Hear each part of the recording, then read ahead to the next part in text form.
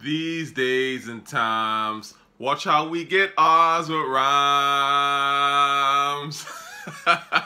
Hey, Happy New Year, guys, and ladies as well.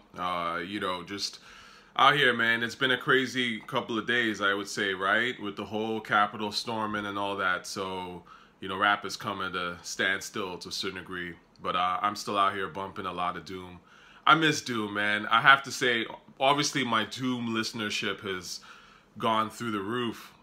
I used to listen to Doom for sure. I mean, I mentioned that I remember when Mad Villainy came out in real time, so I saw the effect that it had on people. But this one, it feels almost kind of like when Dilla died, and I'm like discovering some stuff that I hadn't really heard before. Just on like releases that I would say were kind of like maybe a little bit of the weaker releases, but still had some stuff that was, pretty decent. Like, for example, Doom has a song called Batty Boyz that's funny as fuck to me, man. And it's just a great beat. Sure, one could say it's a homophobic record. I mean, sure. But at the end of the day, it's a decent song. So that's how it is with art sometimes. But, when I was listening to Doom in real time, because I discovered him with Mad Villainy, and I kind of went back. So I went back and listened to King Ghidorah and Vaudeville Villain. I remember all that stuff. And then, Operation Doomsday. And so I think by the time Mouse and the Mask, the Danger Doom album came out, I was already like a big Doom fan. And I listened to it and I was like, this isn't really for me. And then I think he tried to come out with like Born Like This or something else after that, and I was also kind of on it. And so I just kind of stopped listening to newer Doom. I always would go back and listen to the Mad Villainy shit. So it's interesting. I'm now starting to go back and really dig into the catalog deeper.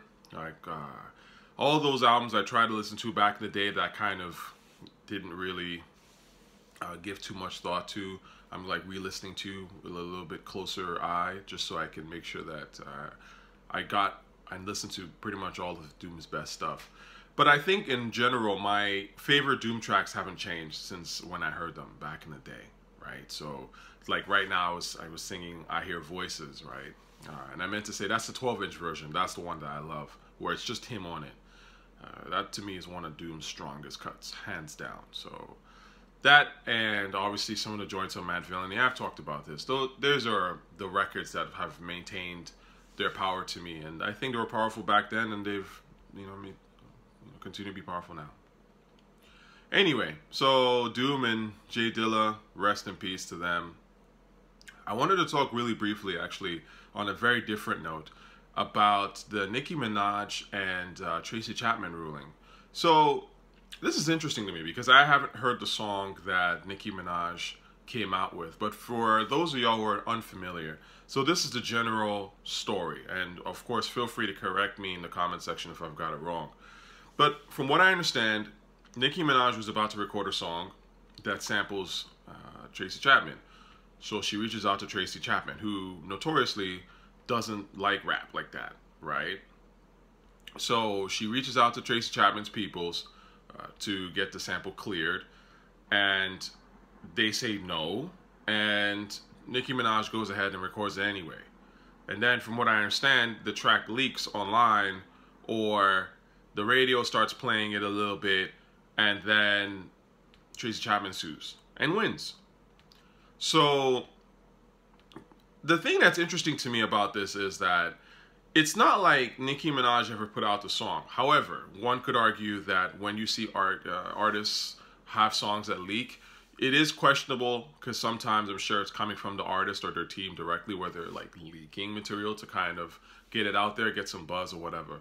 So maybe the lawyers argued that, hey, Nicki Minaj did this anyways, knowing fully well that she was going to release it or put it out and stuff like that. So we got to get at her because it's still unauthorized use.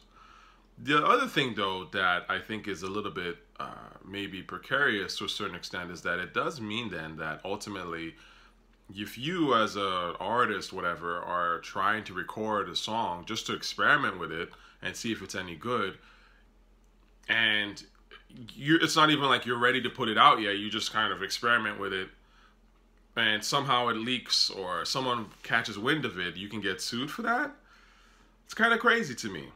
I think the sampling laws are, anyway, that's a whole other thing. But sampling is one of those things I kind of focus on and I think about because hip hop is built on sampling.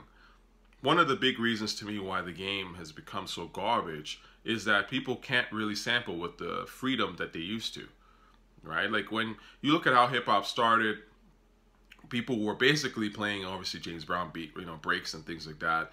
And there was no like law in a sense. You could kind of do whatever you wanted.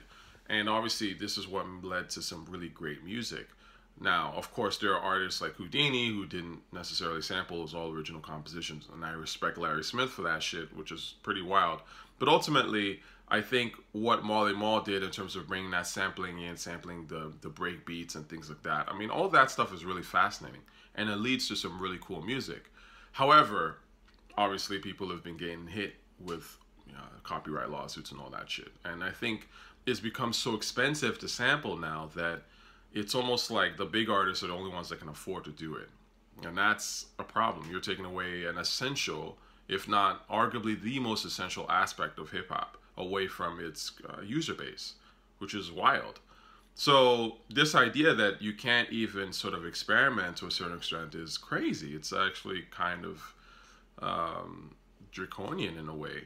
However, I've always said that, look, listen, hip hop is big enough now where you don't have to go through this lawsuit shit, man. I mean, honestly, just like give people what they ask, pay people to sample their stuff, whatever. And hip hop is a big enough culture where it's like, look, listen, man, if I'm a rap artist, I'm going, before I even like work on people's music, I'm going to the artist I want to sample and be like, look, listen, like you give me this thing, here's a deal, blah, blah. Let's like, negotiate it up front. Because to me, the idea of people still getting sued for sampling to me is kind of ridiculous in a way, right? If some people don't want to be sampled, don't sample them. Like, you know what I mean? Like hip hop is dope enough where we can flip anything. We've seen it happen all the time. People flip shit that is not even flippable, right? There's other kinds of music that are dying to be flipped. One of the things, speaking of Doom, that I really love and I kind of realized recently is that a lot of what made Doom, particularly Mad Villainy, so ill was that essentially Doom is rhyming on Brazilian music. That's why that shit sounds so fucking weird and so interesting. Because it's obscure fucking Brazilian music. A lot of it of the sort of jazz variety, bossa nova and shit like that, right? The whole point is that, and I get into this about why lyricism doesn't really matter, because when you look at Doom, what makes Doom so ill is the beats. Obviously, Doom has amazing lyrics. We know this already. But that's my whole point. The basis of being a great rapper to begin with is having your own unique sound. And if you don't have a unique and dope sound, you're not someone that anyone should really listen to, right? And so when you're listening to those Doom records like Rhinestone Cowboy and Curls and shit like that, and you're just like, yo, this sounds like some next level villainous, fly shit, keep in mind that that's some Brazilian obscure music and shit that Madlib flipped. And that's why it sounds like that, because people aren't doing that. That's some new shit, right? And so my point is that at the end of the day, there's a lot of stuff in hip hop that hasn't been flipped and can be flipped. So go find that shit. And I'm sure that Madlib and those guys are not sitting here worrying about samples. I don't know. I don't think they're getting sued like that. My point is that there are people and artists from all genres and fucking all years who haven't been flipped and their shit hasn't been touched. Go get some original sounds. Make a deal with them and say, hey, look, listen, I want to flip your shit, right? I'm a hip hop artist. And I can almost bet you that they'll be more inclined to, work with you, as opposed to going to someone like Tracy Chapman, who's a millionaire, who doesn't care about rap, and asking her to flip some song that we've all heard a million times and honestly don't really give a shit about anymore, right? Like, what's the goal, right? So I think that's where maybe I would like to see hip hop go. And perhaps this is a silver lining in the whole thing, where it's like, look, you know what? Instead of wasting time just flipping random shit and then getting sued for it later, just go, do a deal with someone right off the bat. And just say, hey, look, listen, I kind of like your sound, or I see something interesting about what you're doing. I want to just have, you know, free reign to your catalog. We work out a deal or something like that so that you flip it, there's no worries. Just a suggestion. All right, y'all. Happy New Year. And I mean, I'm here listening and I'm waiting for obviously new albums to drop. So if there's anything that you think is really cool, as always, recommend stuff for me. I love to listen to anything new, even if it's whack. I'll check it out for sure. So, but there obviously hasn't been anything really dropping so far. You know, I listened to a song called Element of Surprise, I think, by Lloyd Banks. And I can't say that that was a great song. I mean, I don't remember much about it because it's Lloyd Banks and he's trash to me. However, I will say that it's one of the better songs I've heard from Lloyd Banks in terms of his whole discography, I would say. Like, the beat was kind of better. I don't know who did the beat, but again, it wasn't like an amazing beat. So, you know, I don't want to even say that. You know, it was like this incredible record. It's really not. But I say this because at the end of the day, I should have known Lloyd Banks before. And I'm one of those people that, look, if you make a great song and I think you're whack, I can flip. I have no problems doing that. So it's not like where my thing is stuck in stone. I think that if you make great music, you're going to win in my book, even if I thought you were whack beforehand. So I'm always open. I mean, a lot of people don't want to admit that, and so they get angry in the comment section. But the reality is that I'm usually pretty open to people impressing me. So just impress me. I don't know. It's really that simple.